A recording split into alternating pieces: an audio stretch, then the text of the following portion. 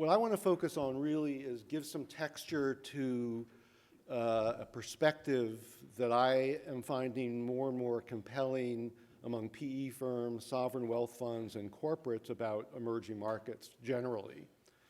And I wasn't able to make this morning's presentation about the global economic outlook, but I would imagine that what Beth explained was that the rate of growth in GDP terms of emerging markets relative to the advanced countries has been in the last decade and a half, 2 to 3 times the rate.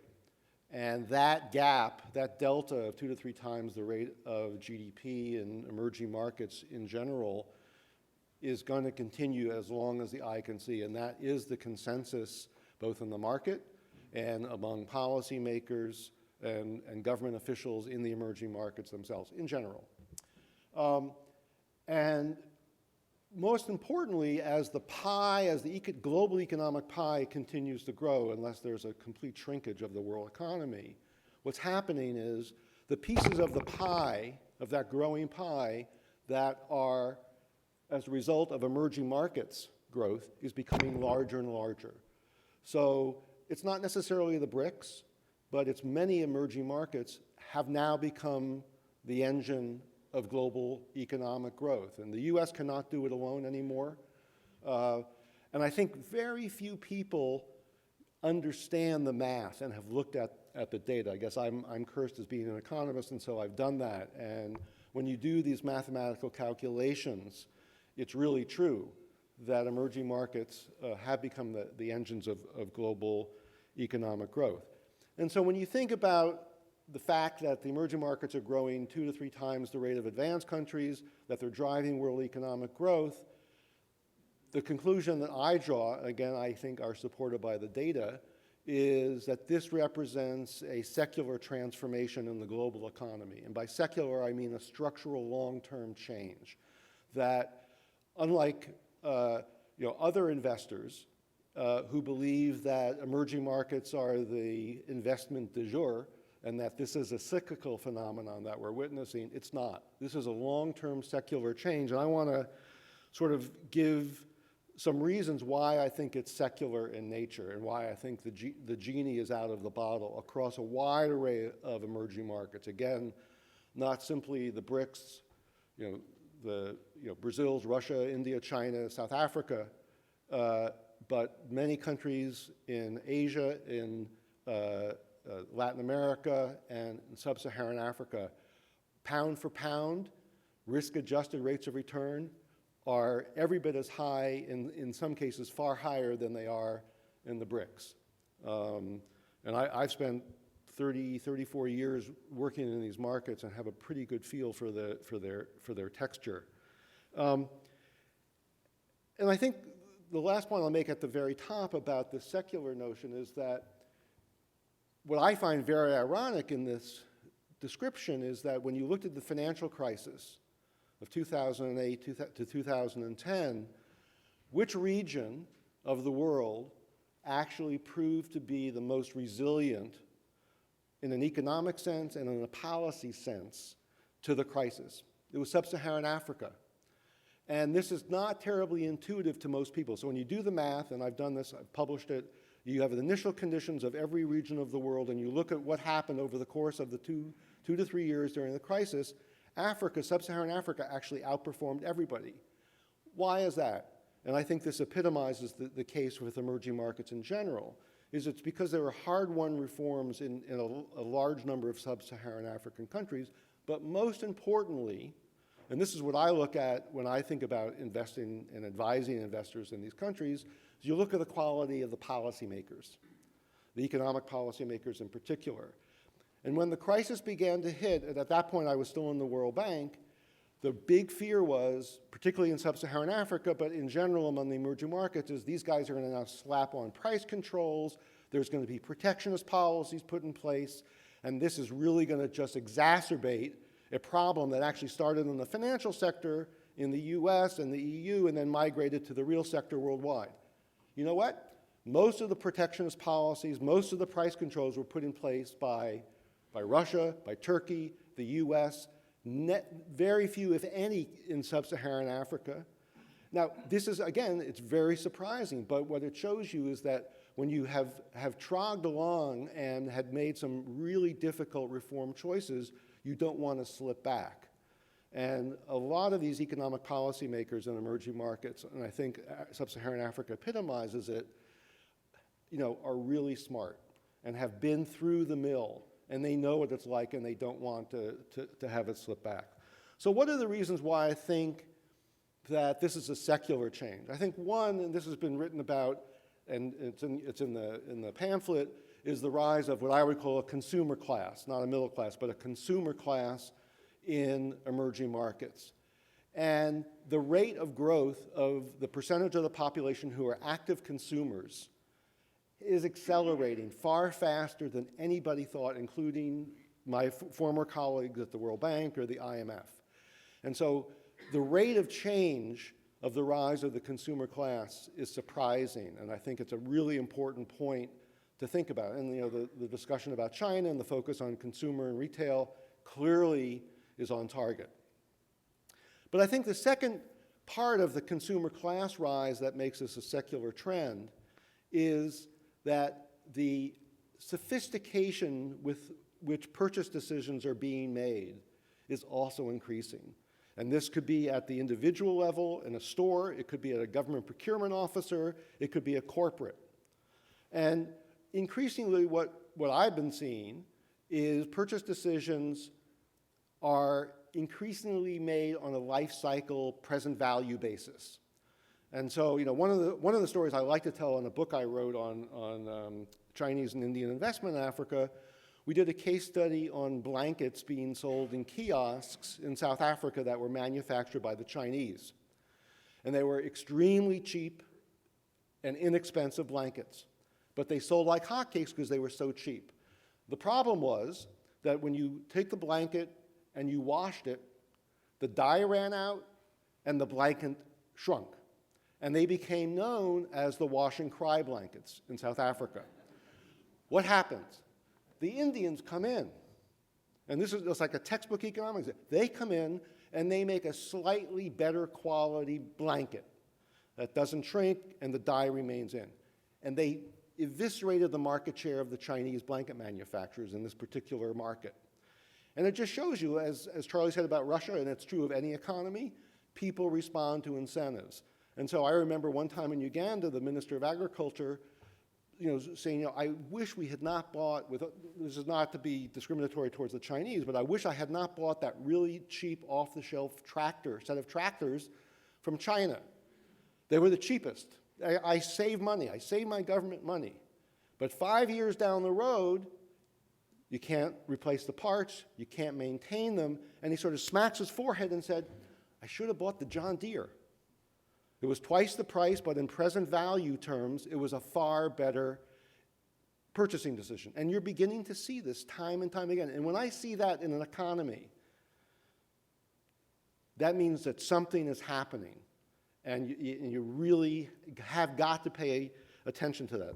I think the third thing that's happening in emerging markets is the notion that one of the theories of foreign investment, foreign direct investment, is the product life cycle theory, that inventions are made in advanced countries like the US and the EU. As time goes on and they saturate the incumbent market and they want to get to the next geographic market, the product is dumbed down and commoditized a little bit, and that changes from invention to innovation. And then by the time it gets to the emerging markets, it's truly commoditized, right? And Ray Vernon, former professor of mine at Harvard, wrote many articles and books based on this notion. Well, what's happening today in emerging markets is the product life cycle is being turned on its head. So if you think about mobile money, M-Pesa, in Nairobi, you cannot take, and you could not have taken a cab in Nairobi in the last 10, 11 years and actually paid cash. You had to use your mobile phone. Well, what happens? Apple all of a sudden has introduced, and there are many other examples, but Apple has introduced, Apple Pay. Of course, now they're under threat because of cyber attacks, but it's it's really important to understand that when you don't have an incumbent technology and you have smart people and you have a need, in this particular case, you don't have rural banking and you don't have rural telcos, you combine the two together. And so you create something that today now seems really, pretty run-of-the-mill. But it was not invented in the advanced countries at all. And it's only now coming to the advanced countries. And there are many other examples like that. And so again, I think paying attention from a secular standpoint about what's going on in emerging markets is really important.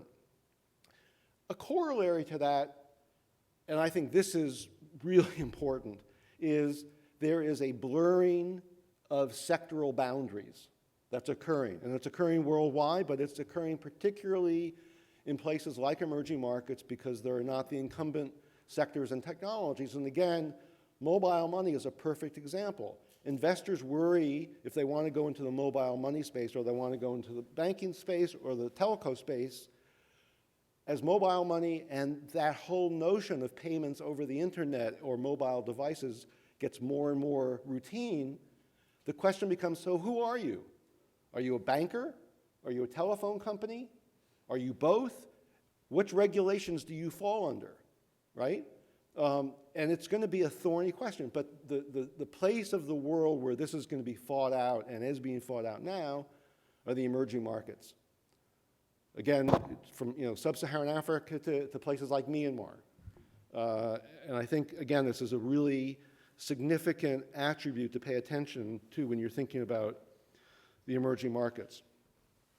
There are other trends that are important in terms of there's a demographic dividend that's going to take place in Africa in about 10 years' time, where there's going to be a lot of young, hopefully able-bodied workers that is going to be able to support an older generation. It's sort of the flip side of what's happening in China. So I think there are reasons to think about emerging markets in a very different way. And the term that I think about this is that this is not your grandfather's emerging markets. Now, there certainly are risks, obviously, associated in investing anywhere, and in particularly in emerging markets. But I want to make a few comments about these risks. First and foremost, most of the risks in various emerging markets are misperceived. For the most part, they're exaggerated, they're overestimated, and for the most part, the opportunities are underestimated.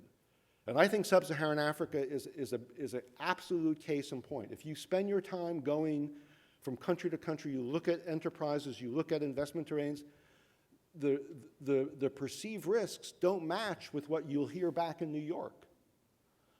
And the perceived opportunities don't match with what you hear back in New York. For me, those are opportunities for arbitrage. I love misperceptions, right?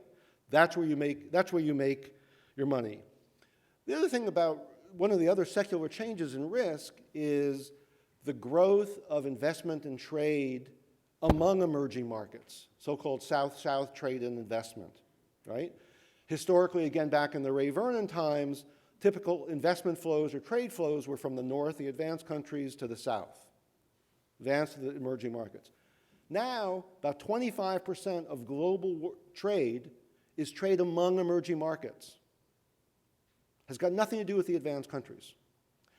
1/3 of any outbound FDI project from an emerging market is going into another emerging market. That has tremendous competitive and risk concerns for advanced country investors thinking about the emerging markets, because it's no longer the case that if you're GE, your competition is likely and increasingly is less Siemens. It's more likely, the analog from Brazil or from India or from China. In fact, at one point in time, Siemens was a client of mine, and recently GE was, and they're actually talking about how can they go to market together to fight off third party in third country competition. And so the risks of not understanding the changing nature and the changing identity of who your competitors are is, I think, going to increase. And another sort of click on that is what most people don't recognize is that high tariffs, non-tariff barriers are more a feature of the emerging markets than of the advanced country markets. And so what you're seeing a lot of are protectionist actions by governments in emerging markets against other governments in emerging markets. Take the case of Nike and athletic footwear, which are produced in China, exported to Brazil. And about 4 years ago, the Brazilians accused the Chinese of dumping. And I was approached by Nike and other athletic footwear companies and say, well, we can't go to USTR because this has nothing to do with the United States. We need help. We need to understand how you make investments in this kind of world where there's a tit for tat going on between Brazil and China, and we're caught in the middle because we're using China as a sourcing platform. And again, I just use that as an example. So I think the last thing I'll say is, how do you deal with these risks? And this is what I launched a new business at PwC. I've now retired from PwC and I've set up my own firm to de-risk these types of deals. And I've, a couple of lessons for me at least from doing this. One is doing reputational due diligence by an independent third party who has no stake in the game at all. And by reputational due diligence, I mean understanding who the stakeholder is in a 360-degree way. I'll give you a very quick story. I had a client, very big US firm going into Myanmar. And the oligarch and former general who was published in WikiLeaks as owning the facility that this client wanted was obviously on the special designated list, and so this asset was off hands to this American firm.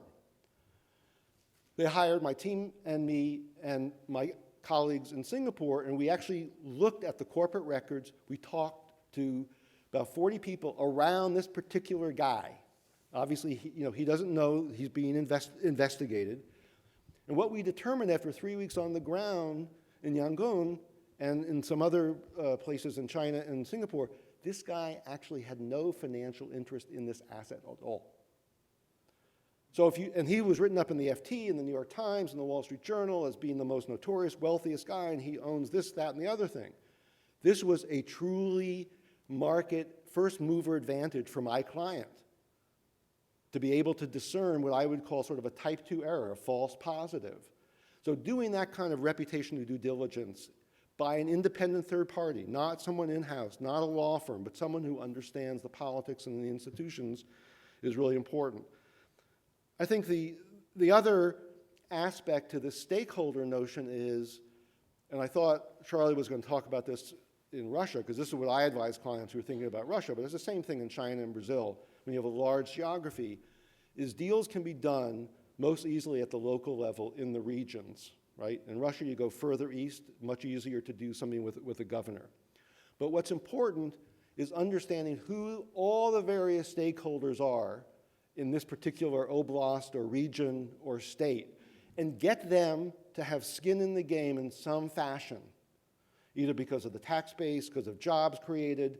And what you want to do, and I've done this for a couple of big firms going into Asia and to Africa, you want to essentially build an inoculation unit around the project so that if some vested interest or some new entrant comes in and wants to pee on the project, he's playing or she's playing with fire, because you've got, as part of the project, people who have an interest in making this thing a success. The last thing I'll say, and I think this speaks to what 57 Stars does. I know it certainly did when I was at Albright, but I think it's becoming more and more mainstream now, is the notion of what people would used to call sort of corporate social responsibility or public-private participatory investments are becoming mainstream. And you can actually lower your cost, raise your bottom line, in fact, raise your top line by bringing in local partners who can supply things. And so I think the case of Coca-Cola in 3 sub-Saharan African countries about 4 years ago epitomizes this point. They teamed up with a small consulting firm called Technoserve and funded by the Gates Foundation. And in 3 countries in East Africa, Kenya, Uganda, and Tanzania, Coca-Cola set up a series of model contracts, invested in infrastructure across a diffused set of about 1,000 fruit farmers, to be able to have those farmers supply the fruit for Coca-Cola's juice manufacturing in East Africa. Heretofore, they were importing fruit from Asia, spending foreign exchange, you got corruption on the border and so forth. And they changed completely their supply chain, lowered their costs, created jobs, expanded the tax base, but more importantly, to my previous point, they then made allies among 3 governments that do not piss on this project. And it's very successful, but it epitomizes what is happening more and more, that Coca-Cola did not do this simply because this made them look good. They did this because it actually helped them commercially. And I'm seeing more and more of this as a mode of investing in emerging markets. And I think it's beneficial on all sides. So I'll stop there. I said I'd stick to my time, and I think I have.